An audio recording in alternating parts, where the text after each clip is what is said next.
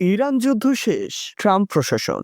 Iran যুদ্ধ এরই মধ্যে শেষ হয়ে গেছে বলে দাবি করেছে মার্কিন প্রেসিডেন্ট ডোনাল্ড ট্রাম্পের প্রশাসন। তাদের যুক্তি, গত এপ্রিলের শুরুতে কার্যকর হওয়া যুদ্ধবিরতির ফলে সংঘাতের সমাপ্তি ঘটেছে। রাজনৈতিক বিশ্লেষকরা মনে করছেন, যুদ্ধের এই অভিনব ব্যাখ্যা দিয়ে আসলে মার্কিন কংগ্রেসের অনুমোদন নেওয়ার আইনি বাধ্যবাধকতা এড়াতে চাইছে হোয়াইট হাউস। বৃহস্পতিবার 30 এপ্রিল মার্কিন সিনেটে শুনানির সময় এই ধরনের যুক্তি তুলে ধরেন প্রতিরক্ষা মন্ত্রী পিট হেগসেথ। তিনি বলেন, যুদ্ধবিরতির মাধ্যমে মূলত যুদ্ধের অবসান ঘটেছে। এই যুক্তিতে প্রশাসন দাবি করছে, 1973 সালের ওয়ার পাওয়ারস রেজলিউশন অনুযায়ী 60 দিনের বেশি সামরিক অভিযান পরিচালনার জন্য কংগ্রেসের যে আনুষ্ঠানিক অনুমতির প্রয়োজন ছিল, বর্তমান পরিস্থিতিতে তার আর কোনো দরকার নেই।